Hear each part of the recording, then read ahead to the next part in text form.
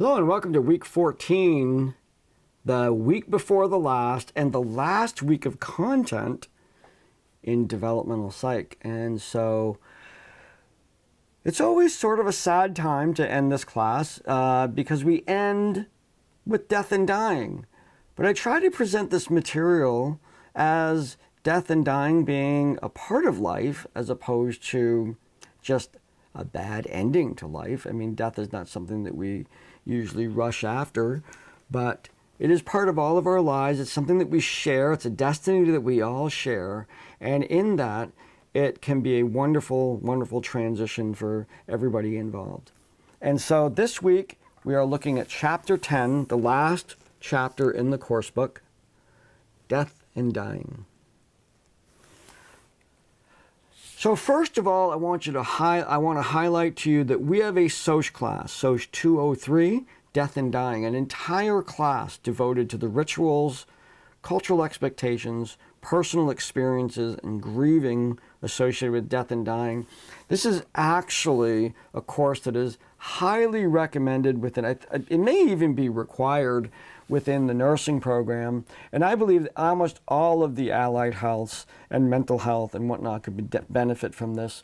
We, at any given time in our personal lives and in our professional lives, will encounter individuals who are dealing with the very subject of death and dying. And to have this kind of background, particularly in healthcare, even though your ambition may be to work with children, I almost guarantee you that you will be working with individuals who are dealing with death and dying. Even if you're working with children who are dying, or the parents of children who are dying, or children whose parents are dying or who have died, understanding these dynamics is critical to a successful career. Now, there are lots of ways in which our culture has identified death and speaks about death. It's an image, an event, statistics, a state of being, and we can see all of these sort of phrases all dealing with this singular event in life called death. So flags at half-staff, sympathy cards, tombstones and monuments, the actual events where a funeral, family gatherings, memorial services, a viewing or a wake, statistics such as mortality rates, how many age patients that die, murder and suicide rates, life expectancy tables.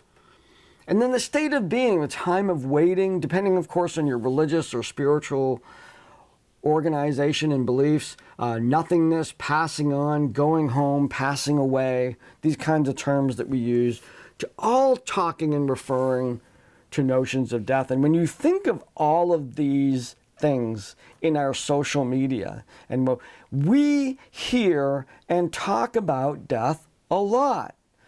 And truth be told, without getting too much on a soapbox on this, the United States and our culture in general, and I guess maybe I'm not being fair that way, there are many individuals in our country that have a really hard time with aging and death. I mean, aging from the last chapter that we talked about, and then, of course, death. And so that course, I got to tell you, it really does a lot to kind of normalize this universal experience and really get beyond some of the hang-ups that we have, personally or otherwise, regarding death. Now, statistically, here we have a graphic that's representing causes of death in 2016. Of course, this is 7 years ago, but some of these statistics take a while to kind of float into our knowledge here. Let's take a really close look here at the leading causes of death in 2016. Heart disease and cancer outweighing a whole bunch of the others, such as unintentional injuries. I don't even know what CLRD stands for. Probably one of you folks does. Stroke, Alzheimer's disease, diabetes, influenza and pneumonia, kidney disease, and suicide.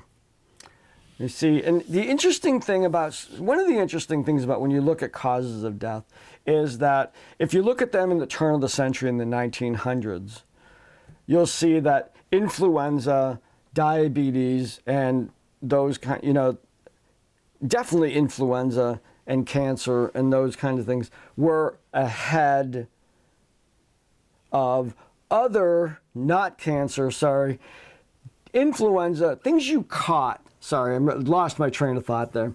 Things you would catch, like diseases, are what killed people back then.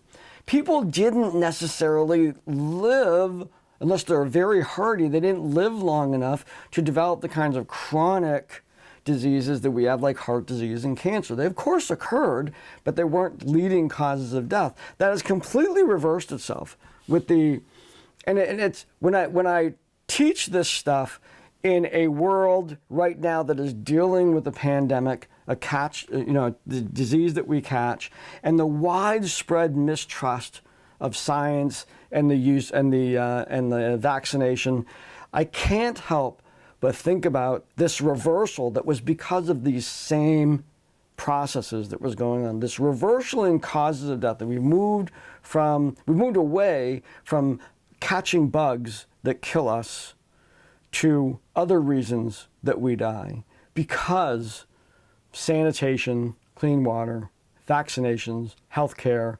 worldwide efforts to eradicate diseases, and it has had a worldwide impact. And here we are wondering if the science is good.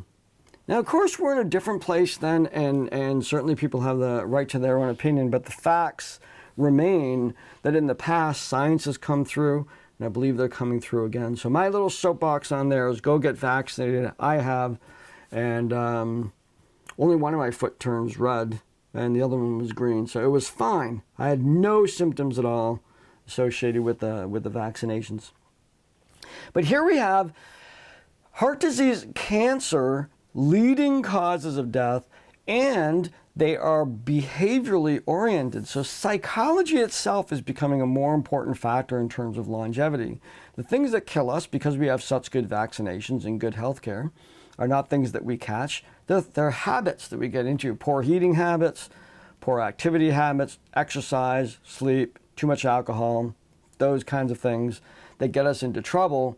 They're all behaviorally oriented. So behavioral health is sort of the game right now.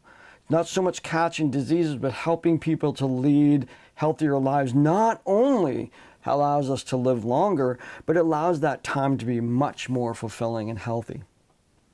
Now, of course, we're sitting here in the middle of the pandemic. And just as a reminder that in the past year, we just passed the anniversary as I'm recording this, 560,000 deaths due to COVID. And you look at the numbers here, you look at 560, just a little bit below cancer, and a little bit more below than heart disease. A lot of people have died of this. When you look at the statistics in terms of how many people there are on Earth or in the country, and you see 260,000, clearly it's not a large percentage. This is also not counting casualties. And if you understand the word casualties, it doesn't mean deaths. It means people who have either died of it or been permanently impacted by it. And there's way more people who have recovered from the disease but have not returned to full functioning and may never. And so it's really important to recognize that this disease is a killer, right up there with cancer and heart disease. And if we're going to use this number and the percentage, not a lot of people are affected by, relatively speaking, not a lot of people are affected by heart disease either. That doesn't mean we're going to stop fighting it. So keep the balance there. Listen critically to the science, and as far as I'm concerned, go get your shot.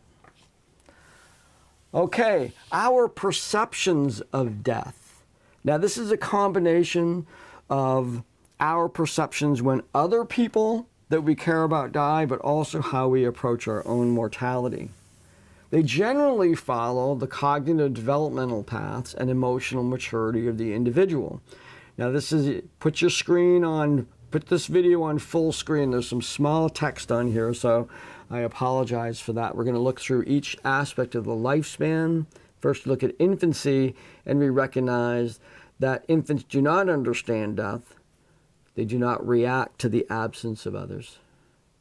In early childhood, death doesn't seem real or permanent. There's still a magical quality. We'll see that also in middle childhood here, that up to about age of 9, there might be some non-permanence to it. Maybe people will come back from the dead.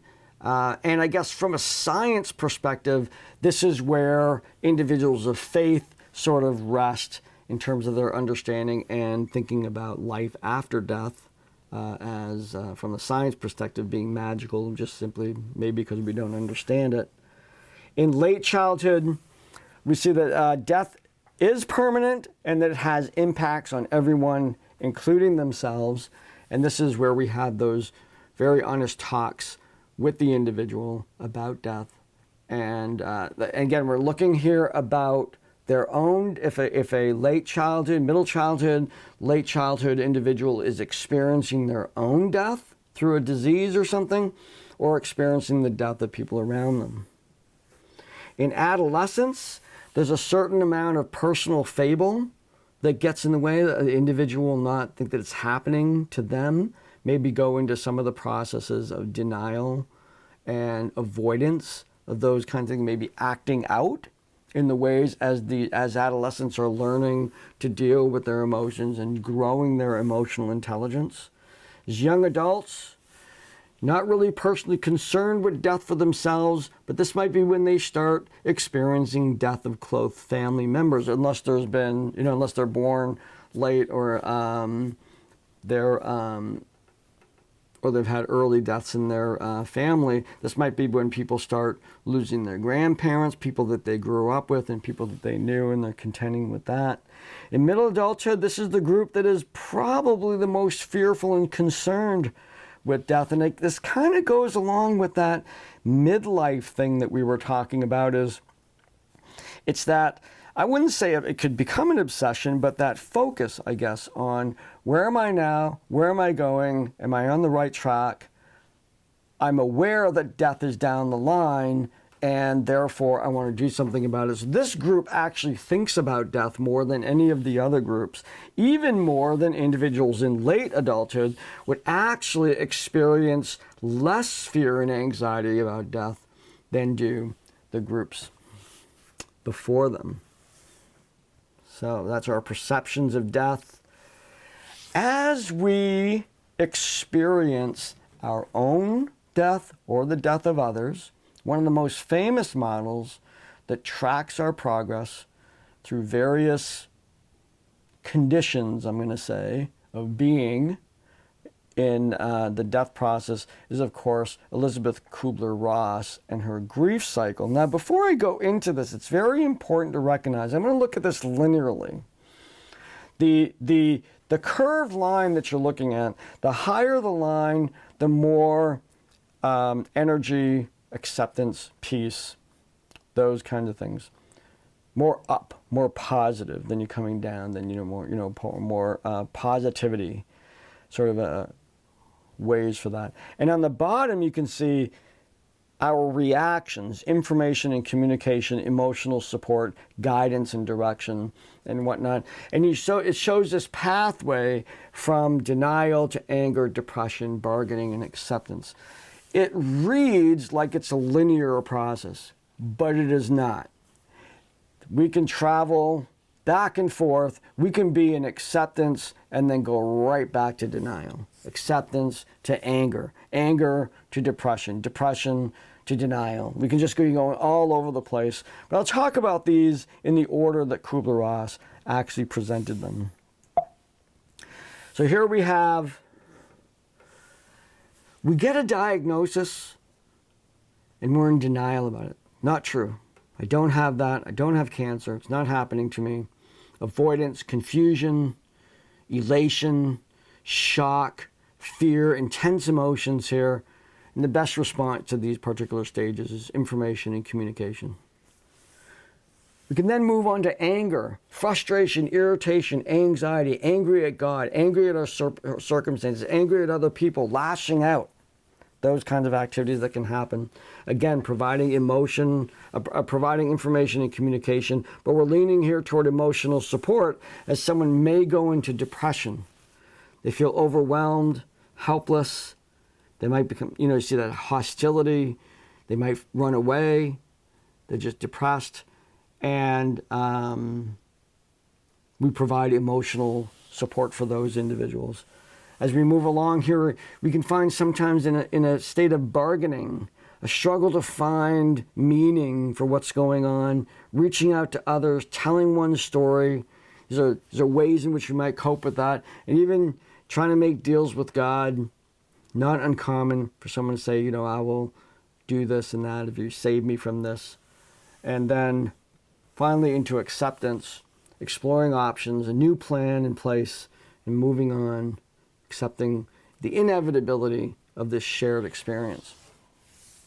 So Kubler-Ross, probably one of the more famous authors on death and dying. Controversial too, because at first they thought it was kind of interpreted as a linear model when it really isn't. And but what we can take away from it is we, as we're experiencing our own death process, may clearly recognize the times that we're in these kinds of places where we're experiencing somebody else's death, or when we're helping another individual who is either going through their own death or the death of a loved one. It's not linear. The stages can happen over and over again. And I've included in the course book a number of guides for how individuals at different ages accomplish the grief cycle and what might you see in terms of symptomology when different ages are dealing with grieving or with dying, and how you can respond to them in a developmentally appropriate way.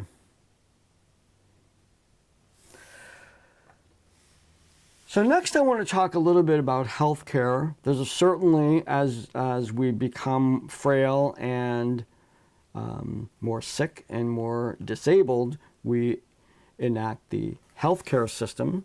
First, there's two areas that get impacted: curative care, which is to return us to normal functioning, and palliative care, which is comfort care. Essentially, it's providing support for an individual because there isn't an expectation that they're going to live through the particular process that they're dealing with.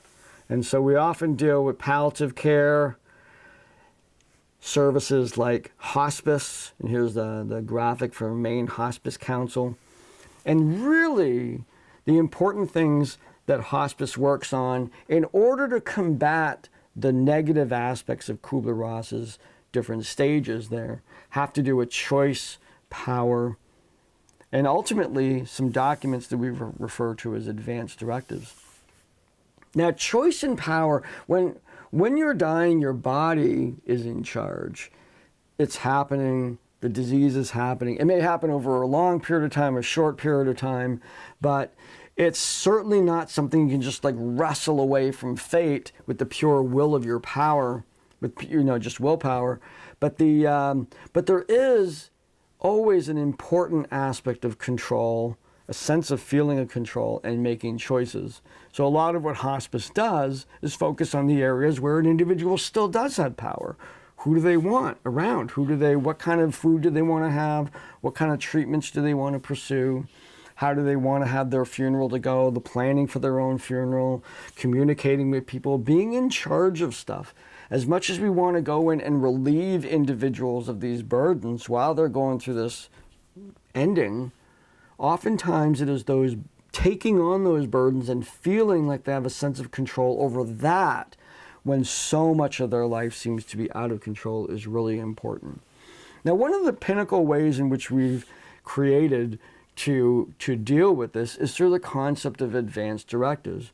Now, the way advanced directives work is kind of confusing sometimes, but we often experience them as what would be called a living will. Now, while we are cognizant and while we are awake and alert, we will make the decisions about our own health care. If we need something the doctor is going to ask us, and we give them the permission to do that. Advanced directives, living will, powers of attorney, all come into play when you are no longer in a position to make those decisions. You're unconscious, you're incoherent, you are unable, or it's been determined that at this point you really can't make these decisions. So what happens?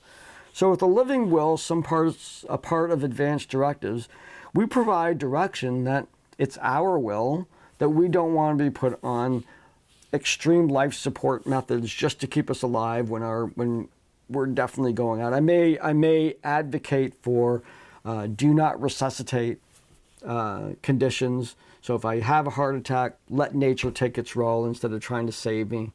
Those kind of things that I can delineate on there. However, legally speaking, while most of the medical community and most family members are very aware of what the advanced directives are for their loved one, any individual who's related to that person who's dying can override them.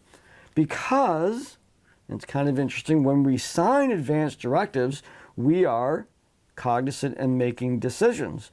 When we become unconscious and unable to make decisions anymore, technically speaking, the advanced directives are null and void. We hope that by giving this information ahead of time, people will go along with it, but there's always the chance that they won't. So, many people that I worked with when I was working in this field, I would ask them to see if they could develop a relationship with or pick somebody in their life who would be their healthcare power of attorney.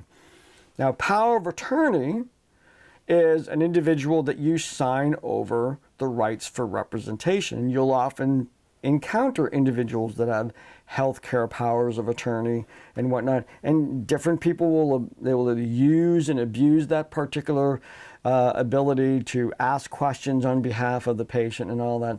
It's really only supposed to come into play for individuals who are who may not always be awake and conscious and whatnot, but nonetheless, we designate individuals with power of attorney to be able to talk to our doctors, and even then, those individuals, excluding others, when we become unconscious and whatnot, technically that becomes null and void.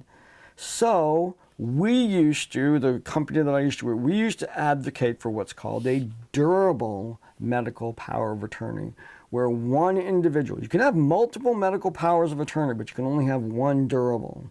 Durable medical power of attorney is an individual whose power to represent your wills, your wants, go beyond the point of which you are unconscious. So the durability of that is that that individual can now make the decisions. Armed with your advanced directives of not wanting to be tube fed or just give me comfort meds and let me go when it's time to go, that individual becomes in charge of the decisions about your care. They are at the same time not obliged to go by your advanced directives, even though you've said that you don't want to be tube fed. They can still decide that you're going to get tube fed. They have the durable medical power of attorney. So it's dicey, isn't it?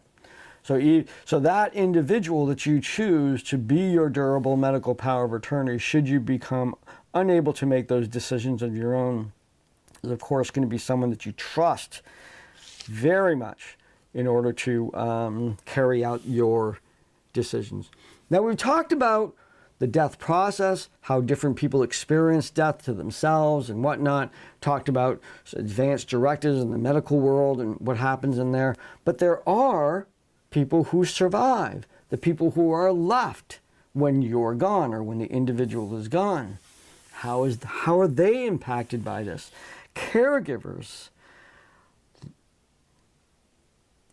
loss of children, loss of parents.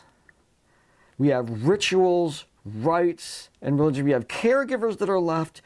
We have parents that are left when they lose their children. We have children that are left when they lose their parents. We have rituals, rites, and religious practices that provide comfort. ease pain, go through a process of mourning and funerals. And these are our cultural rituals to help individuals who have experienced death but are left behind. Probably one of the most challenging aspects of the work I did as a social worker was working in hospice sort of related situations where the entire medical team provides a whole network of help for the individual who's dying and the family. But when the person dies, things tend to disappear, supports tend to disappear. And the individual who likely up until that time, maybe for a very long time, has had an identity as a caregiver for this individual is not only dealing with mourning the loss of that individual, but also mourning the loss of their purpose. They may have just been existing to take care of that individual, and now that that job is gone, how do we support that individual to re-engage in life, to set new goals, to seek happiness for the rest of their lives? How do we do that? And that was often a little bit, I always had a little bit of time I could go in after, a couple sessions that I could go in and talk to individuals about what are the next steps for them now that their partner has passed. What are they going to do? How are they going to replace that? What networks do they have? What supports can they have? And it's often very early in the process, but even a discussion about, are there things that you've been waiting to do? Because many times, particularly in chronic diseases, there's such a mixed experience from survivors of both a horrible sadness and grief, but also a sense of relief and release. And to be able to allow that person to focus on those feelings as well without feeling guilty, like I'm glad they died, even though that's a real emotion, particularly if somebody's had a painful death or painful disease process. It's horrible, and they know the person's been going through emotional trauma and whatnot. To have them pass it's, as they say, it can be a blessing that the individual has passed. They're no longer in pain. Neither are you watching that. And maybe it's time to take some of those energies and focus it on yourself. Now we have the assessments at the end of this chapter, sort of the last assessments, last chapter assignments here. We have a discussion where I'm asking you to describe your own experiences with death. And we have an assignment. And this is, read it carefully. This has to do with understanding loss and the universal experience of that. And when we talk about loss and grieving, and we're kind of contextualizing it in this death and dying part of individual death, but we can experience the same cycles, the same sort of kind of traumas whenever we lose something, when we lose a job, when we lose a friend, when we have to move someplace, or the house that we had and loved in burns down or something like that. And the same emotional feelings and needs to be supported are still there. So whenever we lose something, loss itself is kind of the grander issue. And life, of course, kind of prepares us. We have many losses throughout our lives in order to prepare us for ultimately our own loss. But all of us have experience with this. I'm asking you to talk to the individual that you've been interviewing for your biography, even though likely you're finishing up your biographies right now, to reach out to that person again and confer with them about their own experiences of loss.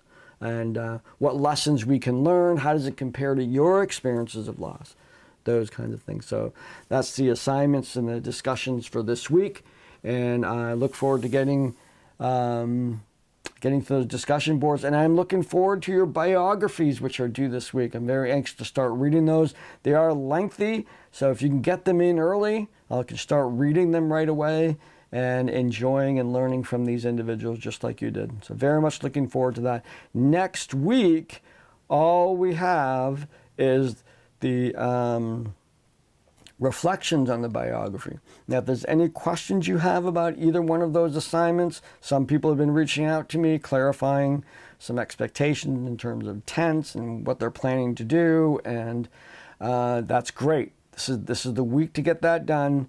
and put that assignment together. Remember, it's valued very high in this class, very cool experience, and along with the reflection assignment that we'll be doing next week. So I look forward to reading those and seeing you in the discussion boards. Have a great week.